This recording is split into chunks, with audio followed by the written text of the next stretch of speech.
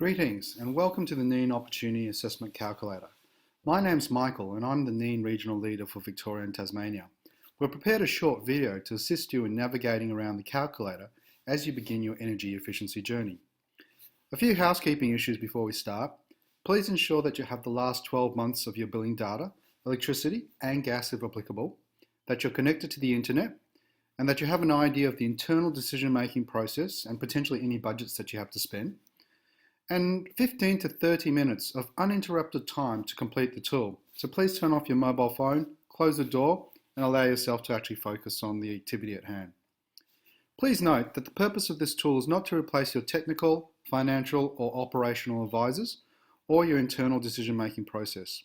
The calculator is to help you focus on what the energy efficiency opportunities are that best fit your organisational requirements and are in line with your internal capital expenditure policies.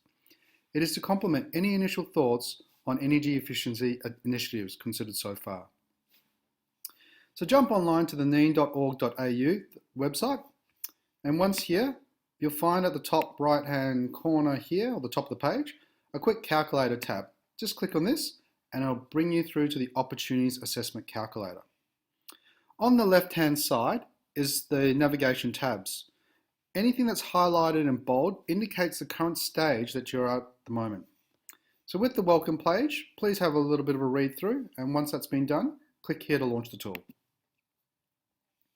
There's also a bit of a disclaimer. Please read through the information, and once that's been done, click I agree as well.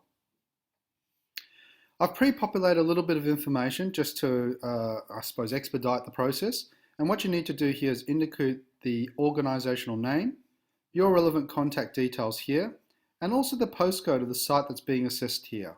Once that's been done, click go to your next step. Now the bills that I was talking about a little bit earlier, tally everything up, get an annual total in terms of what the actual consumption may be, and also the energy spend that you may also have incorporated as a total. So in this scenario here, it's about $35,000 annually. Any proportion of green power that's being utilised, just indicate the percentage amount here. And this particular example is actually just a standard tariff. There are others that have a peak and off peak, and if that was the case, please tick here. But this situation, we're just going to leave it unticked and then go to the next step. With this particular web page, please indicate the actual type of organisation that you're actually representing. So you have a place of worship, synonymous with a church. If you happen to be a social support agency, please click the office space.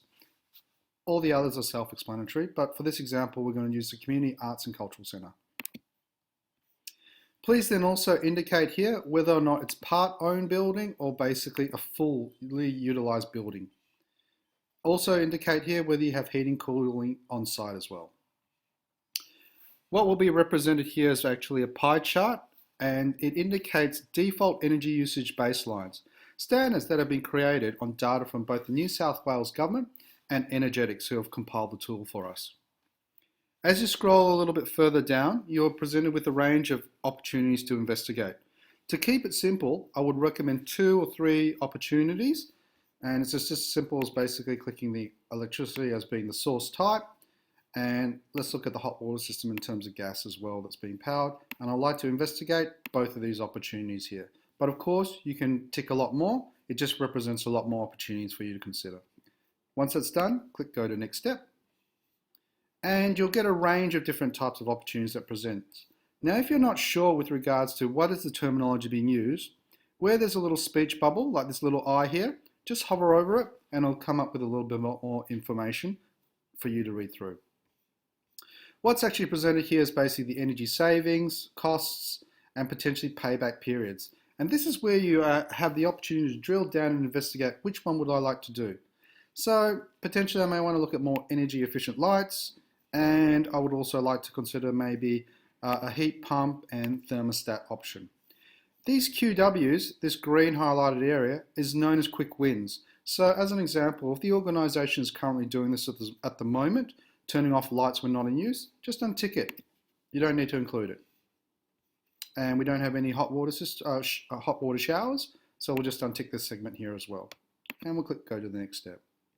It'll then ask you a little bit about solar PV, and if this is applicable for you, just indicate here the potential operational hours and what's the rough square meterage available, and it'll come up with some indicative energy cost savings. It'll also ask you about voltage optimization, a yes or no option as well, if you'd like to include it as well.